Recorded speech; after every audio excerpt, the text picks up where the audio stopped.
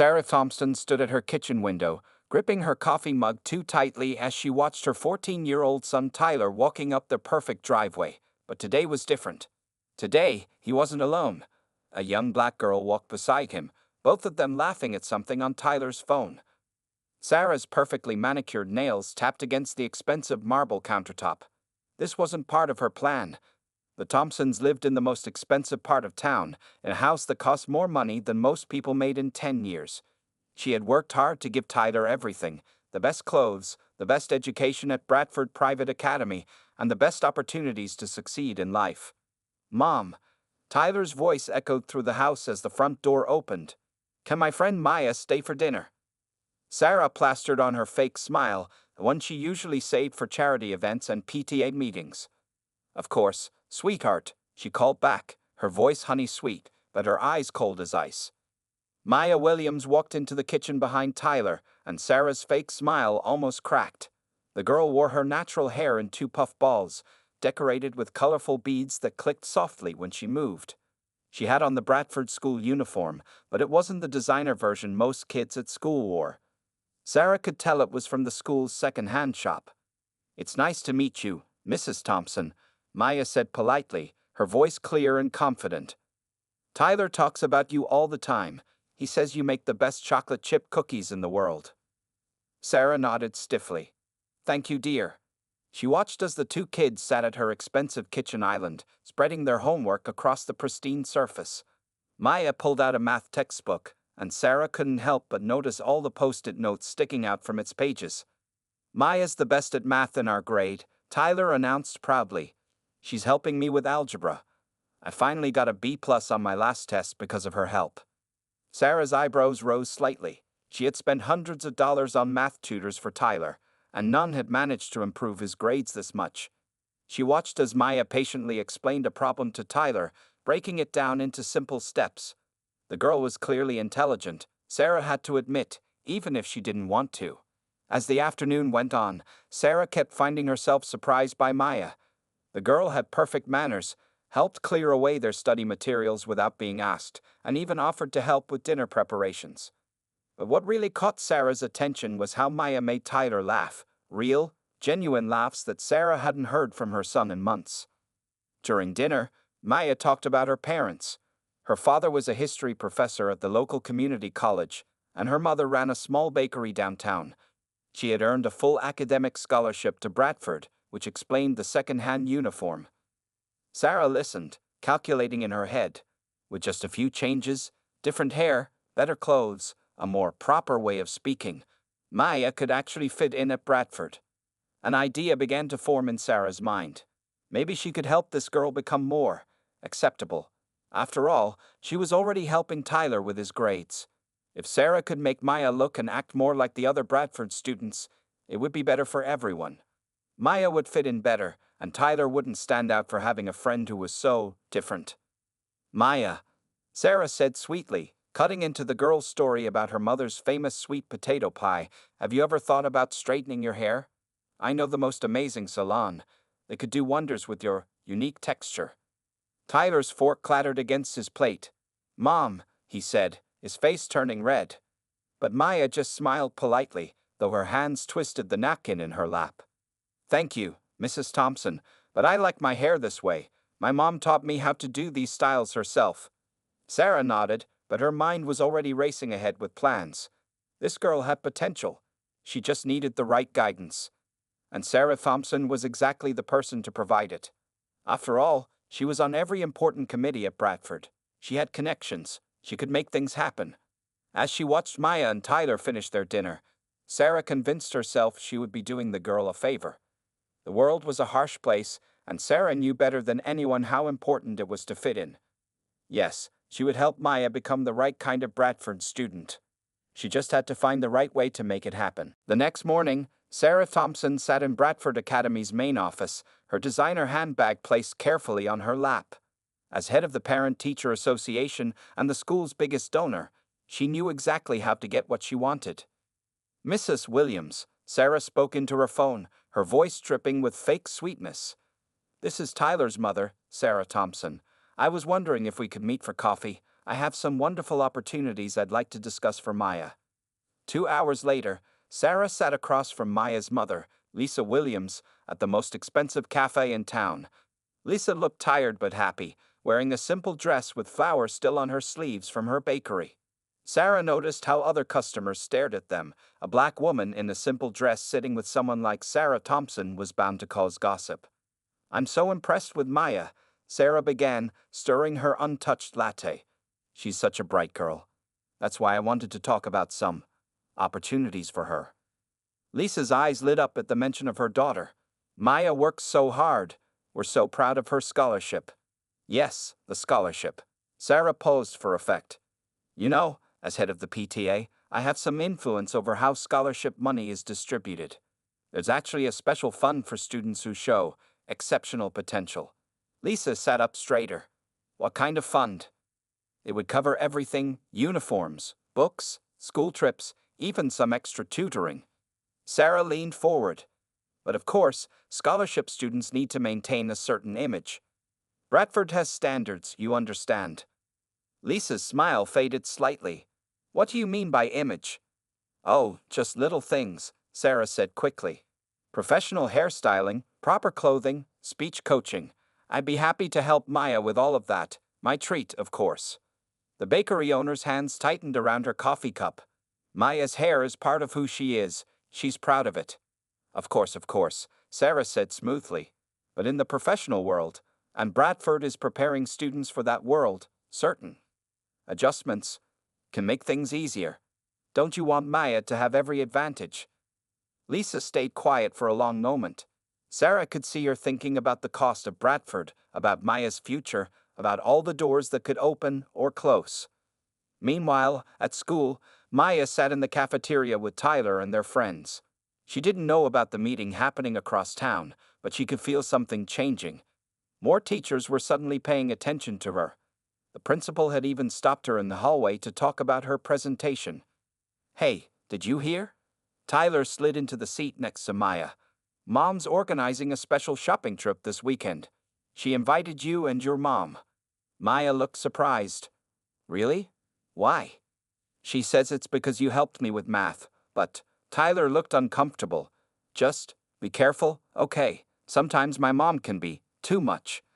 That Saturday, Sarah took Maya and Lisa to the most expensive stores in the city. She watched as Maya tried on clothes that cost more than her mother made in a week. The girl looked uncomfortable, but Sarah pressed on. These would be perfect for school events, Sarah said, holding up another expensive outfit. And I know an excellent salon nearby. We could go right now. They take walk-ins for special clients. Maya touched one of her beads nervously. I don't know. Maya, sweetie, Sarah put her hand on the girl's shoulder. Think about your future. College interviews, job opportunities, first impressions matter. And with the special scholarship fund I mentioned to your mother. She let the words hang in the air. Maya looked at her mother, who was staring at a price tag with wide eyes. Maybe, Maya said slowly, maybe just a trim. Sarah smiled triumphantly. Perfect. And while we're there, they can show you some straightening options. Nothing permanent, of course. Just to give you choices. As they walked to the salon, Sarah felt pleased with herself. Everything was going according to plan. Soon, Maya would look just like every other Bradford student. She'd thank Sarah later, once she understood that this was all for her own good. But Sarah didn't notice how Maya's shoulders slumped a little more with each step, or how the bright smile that had made Tyler laugh was starting to fade. 2 weeks had passed since the shopping trip, and Maya hardly recognized herself in the mirror anymore. Her beautiful natural hair, once adorned with colorful beads that told stories of her heritage, now lay straight and flat against her back. The expensive chemical treatments made her scalp burn, but Sarah Thompson had assured her this was normal. At dinner that evening, Maya's father, James Williams, stared at his daughter with worried eyes. She was picking at her food, pushing around the sweet potato casserole that used to be her favorite. Baby girl, he said gently, you've barely touched your dinner. Everything okay? Maya nodded quickly, too quickly. Just tired from studying, Dad. Her voice sounded different now, carefully measured and proper, just like Sarah had taught her. No more of what Mrs. Thompson called casual speech patterns. Lisa Williams watched her daughter from the kitchen, her heart heavy. The new Bradford uniform Maya wore, a gift from Sarah, cost more than their monthly grocery bill. The old one from the second-hand shop hung forgotten in the closet, along with Maya's favorite bright headbands and traditional accessories. "Did you see the A+ I got in history?" Maya said, pulling out her test paper. She spoke with the new accent Sarah had helped her practice, each word precisely pronounced. "That's wonderful," her father said, but his smile didn't reach his eyes. "But you always got good grades, sunshine, even before." He didn't finish the sentence. He didn't need to. At school the next day, Maya sat with the group of students Sarah had introduced her to, all from wealthy families, all with straight hair and designer clothes. Her old friends from the scholarship program watched from across the cafeteria, whispering among themselves. "Maya, darling." Sarah's voice rang out as she walked into the cafeteria, designer heels clicking against the floor. As a frequent volunteer, she always seemed to be at school these days. "Don't forget, we have your etiquette lessons after school today." Tyler, sitting at a different table, watched this exchange with a frown. He barely talked to Maya anymore. She was always busy with his mother's plans: shopping trips, salon appointments, speech lessons, etiquette classes. The Maya who had helped him with math and made him laugh seemed to be disappearing a little more each day. That afternoon, during the etiquette lesson in Sarah's massive dining room, Maya practiced balancing a book on her head while walking. "Shoulders back, chin up," Sarah had instructed. A proper young lady must always maintain perfect posture. Maya's phone buzzed with a text from her grandmother. "Coming to Sunday dinner this week, baby girl? Missing your stories and that beautiful laugh of yours." Maya's eyes watered as she typed back, "Sorry, Grandma. Mrs. Thompson arranged a special dinner with some Bradford families. Maybe next week." It was the third Sunday dinner she'd missed. She used to love those evenings, filled with family stories, traditional food, and her grandmother teaching her about their history. Now her weekends were packed with Sarah's carefully planned social opportunities. Later that night, Maya stood in her bathroom, staring at her reflection. The expensive face cream Sarah had given her promised to even out her skin tone, making it lighter over time. The new clothes made her look like a different person. Even her voice didn't sound like her own anymore. She pulled out her old photo from the first day at Bradford, her natural hair in proud puffs, her genuine smile bright and wide, her Bradford scholarship acceptance letter clutched in her hands. Her parents had been so proud that day. Now they looked at her with worry in their eyes. A tear fell on the photo, and Maya quickly wiped it away. Mrs. Thompson said crying would make her eyes puffy, and they had an important dinner party tomorrow. She had to look perfect. She had to speak perfectly. She had to be perfect. But as Maya got ready for bed, wearing the silk pajamas Sarah had insisted she needed, she couldn't help but wonder, if she had to change everything about herself to fit in at Bradford, was she really fitting in at all? In her dreams that night, she heard the clicking of her old hair beads, her grandmother's laughing voice, and the sound of her own real laughter, sounds that seemed to be fading more and more each day. Tyler Thompson couldn't sleep. He lay in his bed, staring at the ceiling of his expensive room, thinking about Maya. Earlier that day, he had seen something that made his stomach twist with guilt and anger. He had found Maya crying in the empty music room during lunch break. She didn't notice him at the door. She sat at the piano, where she used to play beautiful songs from her grandmother, but now her hands just rested on the silent keys. Her straightened hair fell forward, hiding her face, but he could see her shoulders shaking. Rolling out of bed, Tyler made a decision. He walked down the dark hallway to his mother's home office, where light still glowed under the door. Sarah Thompson always worked late, planning her next charity event or school function. "Mom?" Tyler knocked and entered. "We need to talk." Sarah looked up from her laptop, smiling at her son. "Of course, sweetie.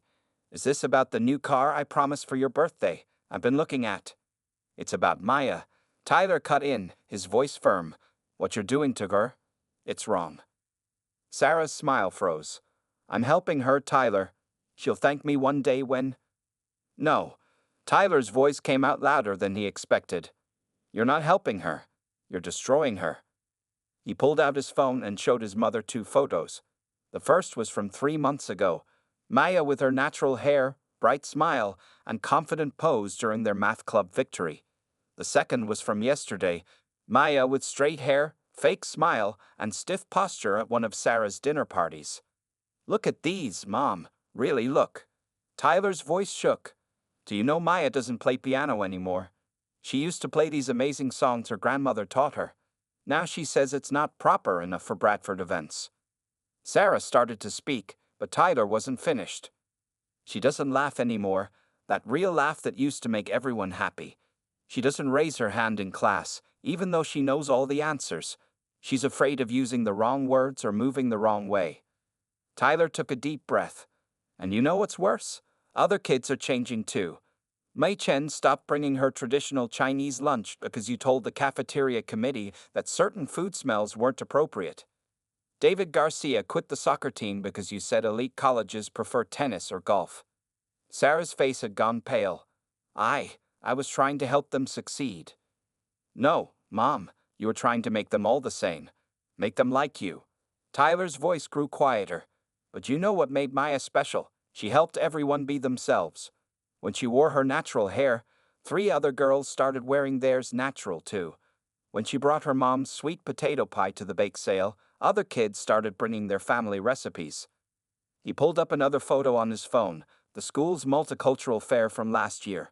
Maya stood in the center, wearing a traditional African print dress, teaching other students how to make her grandmother's special bread. This is what Bradford really needs, Mom.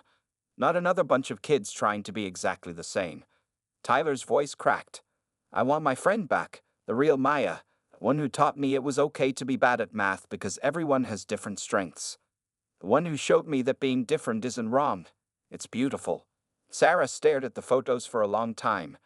She saw the light in Maya's eyes in the older pictures, now replaced by a careful, practiced smile. She remembered Maya's confident walk, now changed to the precise steps Sarah had taught her. She thought about Maya's voice, once full of joy and energy, now measured and controlled. Sarah's hands trembled as she touched the screen. I didn't see. I didn't realize. It's not too late, Mom, Tyler said softly, but you need to fix this. Not just for Maya, but for all the kids you've been trying to change. They need to know it's okay to be themselves. He left his mother sitting in her office, staring at the pictures that showed exactly what her help had really done. For the first time, Sarah Thompson began to see the true impact of her actions, and it horrified her. The Bradford Academy principal's office had never been so crowded. James and Lisa Williams sat straight-backed in their chairs, while other parents lined the walls. Sarah Thompson wasn't there. For the first time in years, she hadn't been invited to a school meeting. My daughter came home crying yesterday, Lisa Williams said, her baker's hands clenched tight in her lap. She asked if we could buy special cream to make her skin lighter. She's 13 years old, and she thinks she needs to change her skin color to fit in. Principal Roberts looked uncomfortable. Mrs. Thompson's intentions were. Her intentions don't matter. James Williams cut in, his professor's voice firm. What matters is that our children are being hurt. More parents began to speak up. Mrs. Chen stood, her voice shaking but determined. Mai threw away her Chinese calligraphy set. She said Mrs. Thompson told her Western art would look better on college applications. My son David quit soccer, Mr. Garcia added. He loved that sport since he could walk. Now he's miserable at tennis lessons because Mrs. Thompson said it's more appropriate for Bradford students. The principal's secretary kept taking notes as more stories poured out.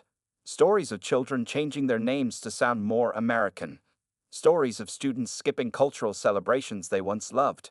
Stories of kids refusing to speak their home languages, even with their grandparents. In the hallway outside, Maya stood with Tyler and other students, listening through the open door. She touched her straight hair, remembering how much the chemicals had burned her scalp. Next to her, Mei Chen pulled out her old lunchbox, the one with Chinese characters painted on it, which she'd stopped using weeks ago. I miss my mom's dumplings, Mai whispered. I miss my beads, Maya whispered back. David Garcia showed them a photo on his phone, him scoring the winning goal at last year's soccer championship. Coach asked about me yesterday, said the team needs me back. Inside the office, the meeting continued. Mrs. Williams stood up, her voice strong despite her tears. This isn't just about our children changing their appearance. They're being taught to be ashamed of who they are. to hide their cultures, their families, their true selves. Other parents nodded. Mr. Chen spoke next. When we came to Bradford, they talked about diversity being important. But what's happening now? Our children are all being pushed to fit one mold, Mrs. Thompson's mold. Principal Roberts wiped his forehead with a handkerchief. What do you suggest we do? First, Professor Williams said, no more special scholarship fund that comes with conditions about how our children should look or act. The regular scholarship program was working fine. And we want a real diversity committee, Mrs. Garcia added. Not one run by Mrs. Thompson, but one where all parents have a voice. Outside, more students had gathered. They whispered their own stories to each other. Stories they'd been afraid to tell before. How they changed their accents, their clothes, their lunches, their hobbies, all because of subtle hints and suggestions from Mrs. Thompson. Maya felt something shifting inside her as she listened to her classmates. She pulled a small bag from her backpack. Inside were her old beads, the ones her grandmother had given her. She'd been carrying them every day, unable to throw them away despite Mrs. Thompson's suggestions. Those are beautiful, May said, touching the beads gently. They remind me of the jade bracelet my grandmother gave me. I stopped wearing it because Mrs. Thompson said it didn't match the school uniform. Maybe, Maya said slowly, we could all bring something tomorrow. Something that shows who we really are. Tyler smiled. The first real smile Maya had seen from him in weeks. That's the Maya I remember. The one who has good ideas. Inside the principal's office, the parents were still talking, making plans, demanding changes. But outside in the hallway, something even more important was happening. Students were sharing their stories, showing pictures of themselves before they changed, and making plans of their own. Tomorrow would be different, Maya thought. Tomorrow, they would start being themselves again. Bradford Academy's annual Cultural Celebration Day looked different this year. Instead of the carefully controlled, appropriate presentations Sarah Thompson usually planned, the school auditorium buzzed with real, vibrant energy. Students proudly displayed their heritage, wearing traditional clothes and sharing family stories. Sarah sat in the back row, feeling smaller than she ever had before. She hadn't planned to come, but Tyler insisted. You need to see this, Mom, he had said. The real Bradford, not your version of it. On stage, Mei Chen demonstrated Chinese calligraphy, her jade bracelet clicking softly as she moved the brush. David Garcia, wearing his soccer jersey, taught younger students some fancy footwork. Everyone was sharing pieces of themselves they had hidden away. Then Maya Williams walked onto the stage. Sarah's breath caught. Maya's hair was natural again, decorated with the beads she had once told her to remove. She wore a beautiful African print dress that her grandmother had made. But what struck Sarah most was Maya's stance. Confident, strong, and completely herself. Maya stepped up to the microphone, her voice clear and carrying her natural accent. I'm going to share something I wrote. It's called Washing Away the Straight. The audience went quiet. Sarah gripped her purse tightly as Maya began. Last night, I washed away the straight. Let the water carry chemicals down the drain. Watched years of heritage bloom back to life. Like flowers after rain. They told me success had a certain look. That my skin should be lighter, my hair should be straight. That my voice should be proper, my culture contained. That I should be anything but what I am. But what is success if it costs me myself? What is acceptance if I can't accept me? What is fitting in if I have to break pieces off? Until the puzzle piece of me is small enough to fit. Sarah felt tears rolling down her cheeks. In the audience, she saw Lisa Williams holding her husband's hand, both of them watching their daughter with pride shining in their eyes. Maya continued, her voice growing stronger. So I'm washing away the straight. I'm speaking with my grandmother's accent. I'm dancing with my ancestors' rhythm. I'm writing with my father's wisdom. I'm baking with my mother's love. And to the ones who said I needed to change, who thought they were helping me succeed, I want you to see what real success looks like. It looks like me, being completely me. The auditorium erupted in applause. Students stood up, many of them crying. Mei Chen touched her jade bracelet. David Garcia held up his soccer ball. They were all standing a little taller, a little prouder. Sarah couldn't move. She saw now, with painful clarity, what she had tried to destroy. Maya's words had painted a picture of all the damage she'd done, not just to Maya, but to every student she tried to help. After the performances, Sarah watched as students gathered around Maya. They showed her things they brought from home: family photos, traditional instruments, special clothes they'd been afraid to wear before. "You're still helping them succeed," Tyler said quietly, appearing beside his mother. "Just not in the way you thought." Sarah turned to her son, tears still on her face. "What do you mean?" "Look," Tyler pointed. Maya was teaching some younger students how to put beads in their hair. Her laugh, her real laugh, rang through the auditorium. "She's helping them be proud of who they are. That's real success, Mom." Sarah watched as parents joined their children, sharing stories and traditions they kept hidden. The Bradford Academy she had tried to create, perfectly polished, completely uniform, seemed hollow compared to this vibrant, diverse community. "I've been so wrong," Sarah whispered. "So terribly wrong." "Yes," Tyler said simply. "Now you know better." Sarah nodded slowly, watching Maya shine on stage, surrounded by students who were finally free to be themselves. She had a lot to make up for, but at least now she could see the truth. Real beauty wasn't in fitting some perfect mold. It was in being authentically, proudly yourself. Sarah Thompson sat in a small office downtown, very different from her usual fancy surroundings. The sign on the door read, "Dr. Angela Martinez, Cultural Sensitivity Counselor." It was her 8th session, but her hands still shook as she held her coffee cup. "Tell me about your progress this week," Dr. Martinez said gently. Sarah took a deep breath. "I went to the Williams Bakery yesterday, not to check on Maya or try to control anything. Just to apologize to Lisa, really apologize." 2 weeks had passed since Maya's powerful performance at school. Sarah had stepped down from all her positions at Bradford, the PTA, the scholarship committee, everything. But stepping down wasn't enough. She needed to understand why she'd had done so much damage. "Lisa offered me a slice of sweet potato pie," Sarah continued, her voice trembling. "The same pie I once told Maya wasn't sophisticated enough for school events. It was. It was the best thing I've ever tasted." Dr. Martinez nodded encouragingly. "And how did that make you feel?" "Ashamed," Sarah whispered, "but also grateful. Grateful that Lisa was willing to share something so special with me, even after everything I did." At Bradford, things were changing. Sarah watched from a distance as new parent committees formed, representing every culture in the school. The old special scholarship fund was gone, replaced by a fair system that didn't demand students change who they were. One afternoon, Sarah found herself sitting in on a diversity training session at Bradford. She wasn't in charge this time. She was just another parent, learning. The speaker talked about the history of forced assimilation, about the pain of being told your culture wasn't good enough.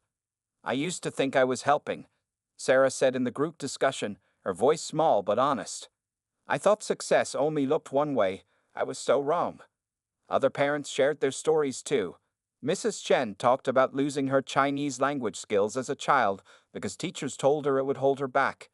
Mr. Garcia remembered hiding his mother's homemade tortillas at lunch. Their stories hit Sarah like physical blows. After the session, Sarah stayed to help clean up. As she stacked chairs, she heard familiar laughter from the hallway. Maya walked past with a group of friends, her beaded hair catching the light. She wasn't alone. Maya wore her jade bracelet, David had his soccer gear, and other students carried pieces of their culture proudly. Maya saw Sarah and paused. For a moment, they just looked at each other. Then Maya gave a small, genuine smile, not the fake one Sarah had once taught her, but a real one. Sarah smiled back, tears in her eyes. That evening, at another counseling session, Sarah shared her biggest realization. "I thought I was making them stronger by teaching them to fit in, but they were already strong. Their cultures, their families, their traditions. That's where their real strength comes from." Dr. Martinez leaned forward. "And what about your strength, Sarah? Where does it come from?" Sarah was quiet for a long moment. "I'm still figuring that out, but I know it doesn't come from controlling others or forcing them to change. Maybe it comes from learning to see the beauty in differences." She pulled out her phone and showed Dr. Martinez a photo. It was from the previous day's lunch period at Bradford. Students sat together, sharing food from different cultures. Maya's beads clicked as she laughed. My practice calligraphy. David taught soccer moves. I used to think Bradford needed to look perfect, Sarah said softly. But this is perfect. This is what a school should be. Dr. Martinez smiled. That's significant progress, Sarah. As Sarah left the office that day, she saw a mother and daughter walking past, a little girl's hair in natural puffs like Maya's used to be. Instead of feeling the need to fix anything, Sarah saw the beauty in their bond, in their pride, in their joy. She had a long way to go, but she was learning. Learning to see, to listen, and most importantly, to let people be exactly who they were meant to be. 1 year had passed since the day Maya stood on stage and changed Bradford Academy forever. The school halls looked different now, filled with students who weren't afraid to be themselves. But the biggest change was happening in the school's main conference room. Sarah Thompson and Lisa Williams sat side by side, leading Bradford's new cultural awareness program. The same room where Sarah had once planned how to make students fit in now hosted meetings about celebrating differences. Next week's Heritage Celebration needs more parent volunteers, Lisa said, checking her notes. Her bakery apron still had flour on it. She'd come straight from work, bringing a tray of her famous sweet potato pie that now had a permanent spot at every school event. Sarah nodded, typing on her laptop. I've reached out to several families. Mrs. Chen is doing a tea ceremony demonstration, and Mr. Garcia is organizing a soccer tournament with traditional games from different countries. The door opened, and Maya walked in with Tyler and their friends. Her beaded hair clicked softly as she moved. The sound that had once bothered Sarah now made her smile. It was the sound of authenticity, of pride, of change. Mom, Maya said to Lisa, we finished the video for the new student orientation. They played the video on the conference room screen. It showed Bradford students sharing their stories. Me speaking Chinese with her grandmother, David teaching soccer to younger kids, and Maya playing traditional songs on the piano while wearing her grandmother's dress. Sarah watched the screen, remembering how she had once tried to silence these beautiful expressions of culture. It's perfect, she said softly. This is what new students need to see. The real Bradford. After the meeting, Sarah walked through the school halls. The walls, once covered only with traditional academic awards, now displayed student artwork from various cultures. Music from the practice rooms mixed Spanish guitars with Chinese ervis and African drums. In the cafeteria, she saw students sharing lunch. Homemade dumplings, enchiladas, sweet potato pie, and foods from dozens of other traditions. No one was hiding their family's cooking anymore. No one was trying to be someone else. Mrs. Thompson, a small voice called out. A new student, her hair in natural puffs like Maya's, ran up to her. I wanted to thank you for today's assembly. I was scared about being different at Bradford, but now I'm not. Sarah felt tears in her eyes as she knelt down to the girl's level. Never be scared of being yourself, she said. That's what makes Bradford special. Later that afternoon, Sarah attended a special ceremony in the auditorium. The school board was officially adopting the Cultural Awareness Program as a permanent part of Bradford's curriculum.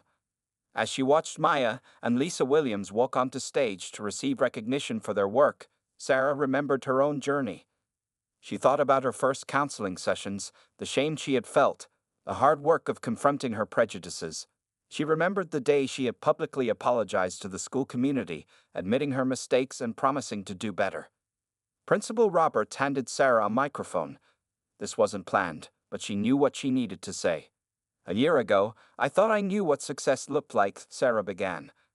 I thought it meant making everyone the same. But Maya Williams taught all of us, that true success comes from being proudly, authentically yourself. She looked at the diverse crowd of students, parents, and teachers. Bradford isn't perfect because everyone fits one mold. It's perfect because no one has to. After the ceremony, Sarah watched as Maya hugged her parents. The girl's beads caught the light, her natural hair crowned with the cultural symbols she had once been told to hide. Her real laugh, the one Sarah had tried to change, rang through the hall. Tyler appeared beside his mother. You did good, Mom, he said simply. No, Sarah corrected him, smiling at the vibrant community around them. We all did good. Together. As families left the auditorium, Sarah saw the future of Bradford in every proud smile, every cultural expression, every student being completely, wonderfully themselves. She had learned the most important lesson of all, that true transformation doesn't come from changing others, but from changing yourself. The halls of Bradford Academy would never again echo with the sound of forced conformity. Instead, they rang with the music of many cultures, many voices, many stories, all of them valuable, all of them welcome, all of them perfect exactly as they were.